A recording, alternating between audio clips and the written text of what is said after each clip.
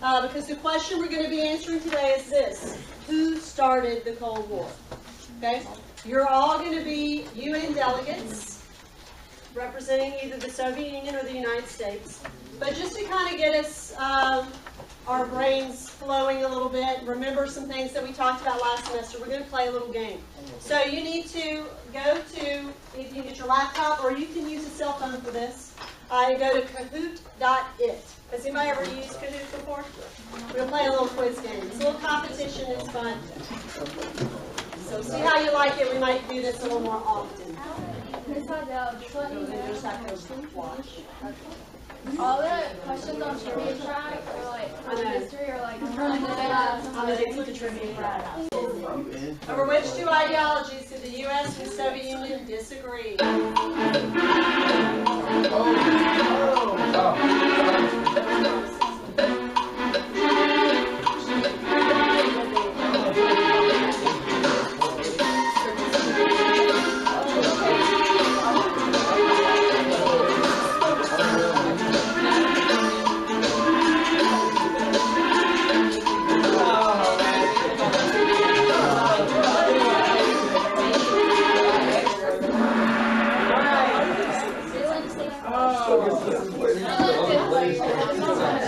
Hey, y'all listen. This is huge. This is one of the biggest dividing points between us and the Soviet Union. These basic ideologies. Capitalism for us, communism for the Soviet Union. We're going to review what those mean today. But 23, y'all got that right. Good job. So let's see our final standings. Wow. It's Seidel. And the winner is Darian. All right. So what do y'all think? Y'all like Kahoot? Yeah. I don't have enough money. Today we're starting a new section in American history. We finished up with World War II, so we're starting the Cold War. That was our review game, was kind of our little introduction into the Cold War. But today what we're going to do, you are all representatives of the United Nations. So someone tell me what the United Nations was created to do. Keep the peace. That's right. So they created that at Yalta. Remember the Yalta conference where they created the United Nations for the purpose of preventing future wars, to keep the peace. So you are all delegates to the United Nations. Some of you will be representing the Soviet Union. Some of you will be representing the United States. And generally what you do at the United Nations is you come together to present your grievances or complaints and find some kind of diplomatic solution. Remember, we're looking at this question, who started the Cold War? So really, you're going to be looking at what the other country did to irritate you. Why are you upset with them? Why are you maybe angry with the other country? So that's kind of what we're going to focus on. So I'm going to pass these out. And you, like I said, will be a delegate to, if it's green, you're the United States. So you two are together here. If it's red, you'll be the Soviet Union. Your folder tells you on the front, the little card tells you that you are a representative of the United Nations for either the Soviet Union or the United States, and your job is to come up with the grievances you have with the opposing country.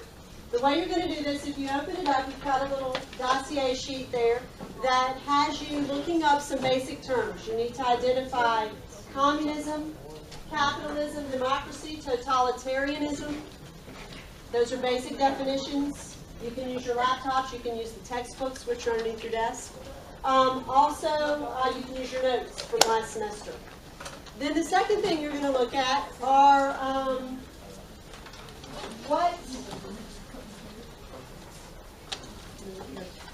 the next thing you want to look at are the Yalta and the Potsdam Conference. Those two post-war conferences we talked about at the end of last semester.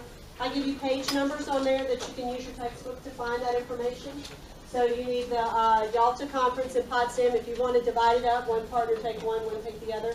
And just some basic things that were decided at those conferences. You can probably find them really easily in your notes.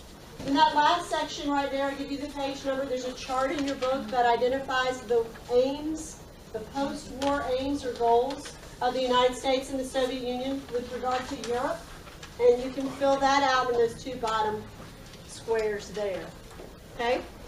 After that, there is a document, a secret document in your folder that you're going to use. and you have a document analysis sheet. And I want you and your partner have the same document.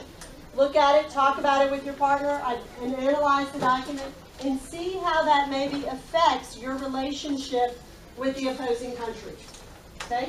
So your document will either be a diary entry possibly, or a journal. It could be an article, D&E or articles about the differences between the Soviet Union and the United States. So as you're looking through these documents, you want to find out why the United States and the Soviet Union would be angry toward the other. Okay? Does everybody understand what you're doing? Okay, when you get your grievances, the very bottom part is where you're going to write your grievances. You're only going to focus on your grievances. Once you begin to write down some grievances, and it can come from any of the material, it can come from Yalta, Potsdam, angry about what happened in the war. It doesn't just have to be from your document. I want you, as you find grievances, to come up and write them. I have expo markers here and on the right side of the board. So if you're for the United States, write down what grievances or complaints you have. If you're for the Soviet Union, you write down what grievances or complaints you have. The United States, give me a grievance, a complaint that you have. Casey. Stalin didn't keep his promises, like he said he would, about the free elections in Poland. And it's messed up. Okay. That was bad. All right. So Stalin promised free elections in Poland, and he didn't keep that promise. And so that's something that angers the United States, because remember when we talked about the goals, when we did our little pretest, and one of the goals was self-determination? That's what self-determination is, right? Being able to decide for yourself what kind of government you have. Free elections. That's self-determination, and Stalin is standing in the way of that. So that is a grievance that the United States has against the Soviet Union. Okay? Soviet Union, do you want to counter? Anybody from the Soviet Union, any representative from the Soviet Union, give me a grievance that you have with the United States. Correlate with the one that she just said. Does it have to correlate with the one she just said? The U.S. wants to reunite Germany, but we want to keep it separate. Okay, why do you want to keep it separate? Because it makes them weaker. Okay. Why do you want them to be weak? So that they don't grow and count. Okay. And keep them communist. Okay, very good. So they want to keep Germany divided. They want a weak Germany. They don't want Germany to be strong so that they could ever attack the Soviet Union again. And they want it to remain communist because they're in control of that one section of Germany, right? And they get to establish what goes on there. See? They also want to keep Germany separated so they can get reparations from them. Exactly. So they're being selfish instead of trying to help Germany, they're just taking it. Okay. So Sam's response to Jared's complaint is that it's selfish of you. You really just want to keep it divided because you want to take reparations from that part. And when you want to take reparations, you're just being selfish. You're not looking out for the greater good of Europe, right? Because what happened to Germany after World War I whenever they took huge reparations from it? Huh? They were looking for any type of hope, and that came in the form of what, or who? Hitler. Right. So we don't want that to happen again. So the idea is we don't want a divided Germany. And so that's a big point of contention, a big fight between the U.S. and the Soviet Union. That was where the fight took place at Potsdam. Not a real fight, but, you know, the idea, a fight of words of, are we going to divide Germany or reunite Germany? And the Soviets said, no, we're keeping our part, and we're going to take reparations from it. Okay? Okay, another complaint by the Soviet Union. The United States has this secret weapon, the atomic bomb, and we don't share that information. I feel like that was okay because they were with Germany in the beginning, so I'm not going to tell you about the atomic bomb I've created.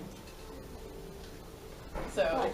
Very good point. Can we trust the Soviets? Isn't that why we didn't tell them about the bomb to begin with? Because like Casey just said, the idea is they were first, they weren't necessarily allied with the Nazis, but they had a non-aggression pact with them because the Soviets wanted to do their own thing. The only reason the Soviets got in the war and on our side, Hitler broke the non-aggression pact. And so when that happened, then the Soviets are on our side. They're with us. And so, like Casey said, why would we give them that secret? That's a secret that could potentially change the world, weaponry in the world, right? Because it is an atomic weapon that no one else has. Why would we share that with someone we don't trust? Okay, see it?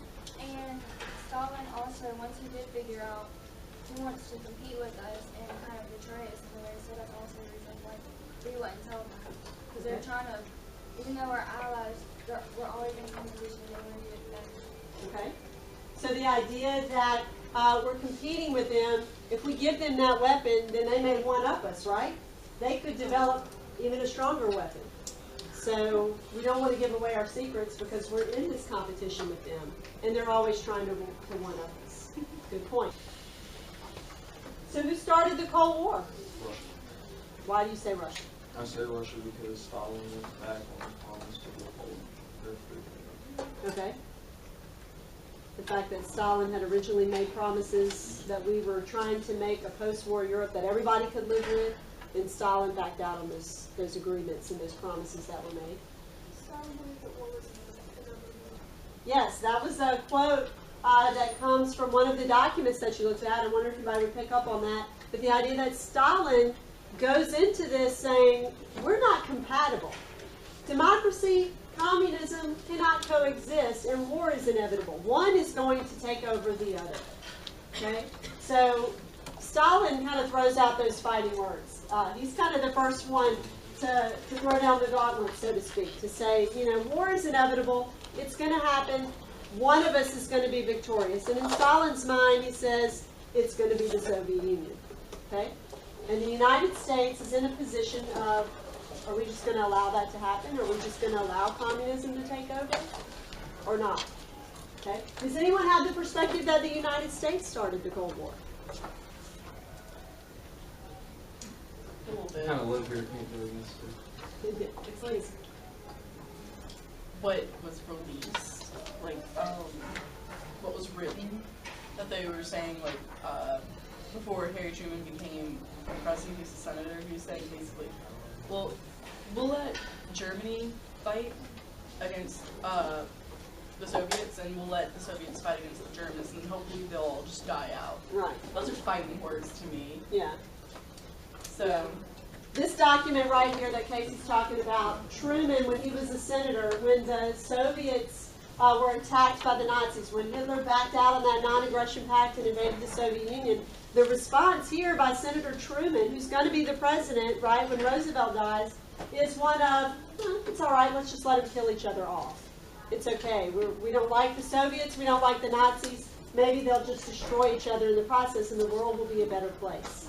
Okay, so like Casey mentioned, those aren't necessarily words of peace either. You know, let's just let them kill each other off. So the idea that, you know, and Stalin had some legitimate complaints about the war. What were some things that Stalin wanted to happen that we never did? Help them. Help them. How did he want us to help them? Attack Germany. How many times did Stalin go to Churchill and Roosevelt and say, attack Germany because we need help. We're losing millions of soldiers, millions of civilians, and you're just piddling around in North Africa and Italy and France. You know, no, we wouldn't call it that because we're liberating, you know, France from German control with D-Day. So, but nevertheless, Stalin looks at it as, you're not helping me when I need you to help me, and you're supposed to be my ally. We're in this war together, and you're not being a very good ally. Sam? The United States is preventing Stalin from spreading communism, and we want free trade across the globe and to stabilize European countries, but it's for our own. Right. So that could be a negative about the United States. We talked about the Soviet Union being selfish, but in reality, we want capitalism to spread because it benefits us economically, right? It helps us grow our economy if we have people to trade with. So that's a good point. You can look at the selfishness of the United States as well.